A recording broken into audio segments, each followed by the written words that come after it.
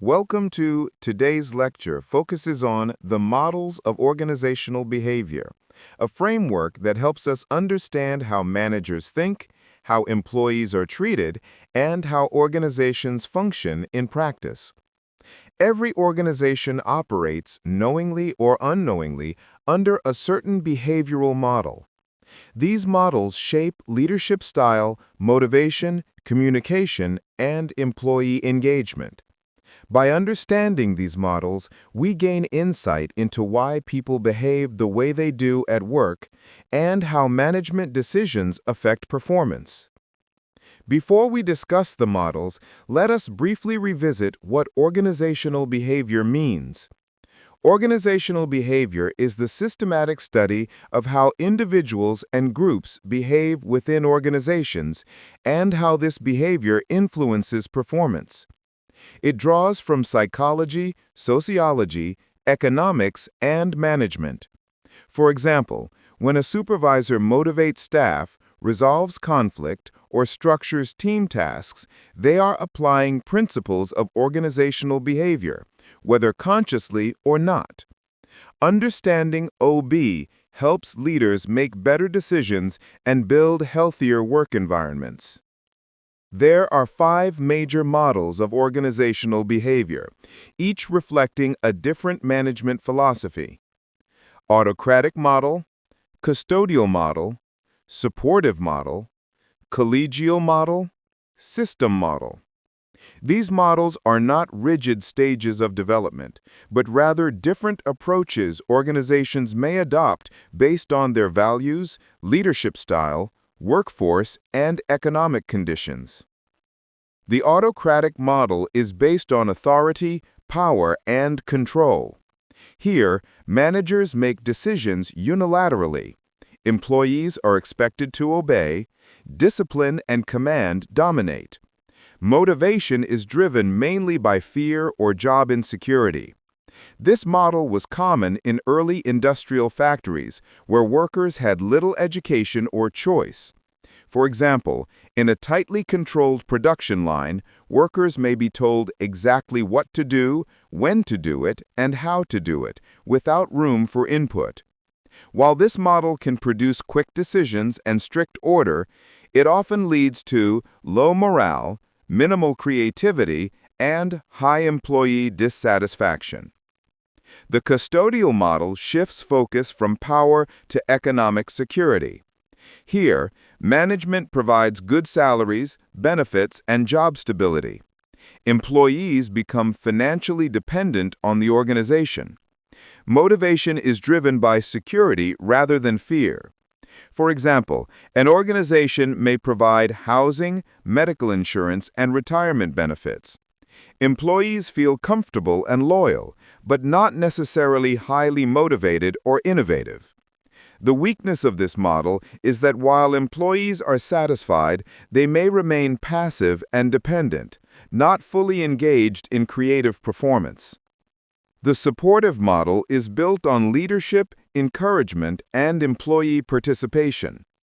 Under this model, managers motivate employees through support, trust, and recognition. Employees feel valued. Performance improves through engagement rather than pressure. For example, a department head who actively listens to staff ideas, provides mentoring, and recognizes effort, creates a supportive environment that encourages workers to take initiative. This model leads to higher job satisfaction, stronger motivation, and improved teamwork, greater psychological commitment to work. The collegial model is based on partnership and teamwork. In this model, managers and employees act as colleagues. Authority is shared. Teamwork replaces strict hierarchy. Responsibility is collective.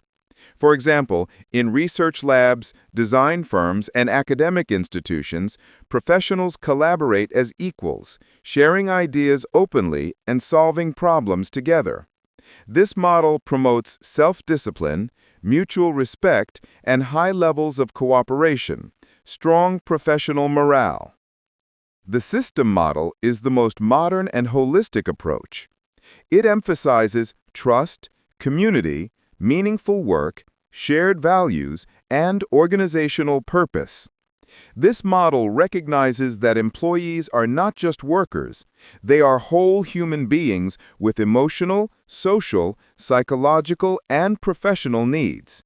For example, organizations that promote ethical leadership, employee well-being, environmental responsibility, and work-life balance reflect the system model.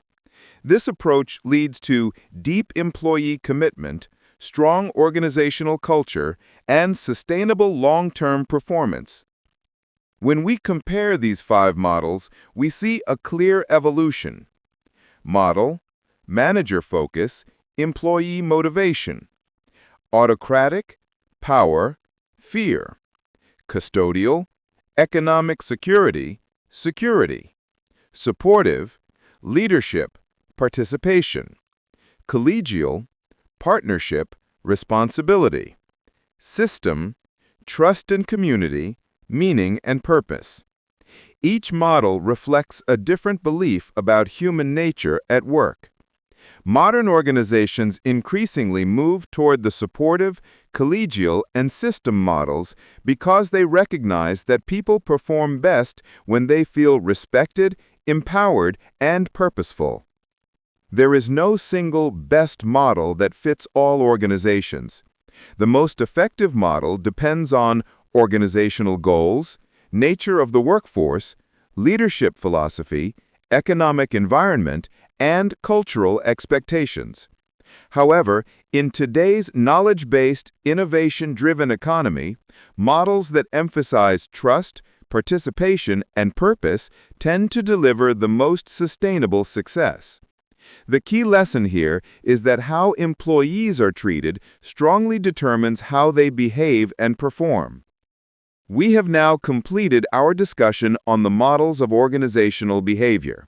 At this point, you should be able to identify all 5 models, explain their key features, compare their strengths and weaknesses, and understand how leadership philosophy shapes employee behavior. Now, I invite your questions, comments, or examples from real organizations' life experiences you have observed. Thank you.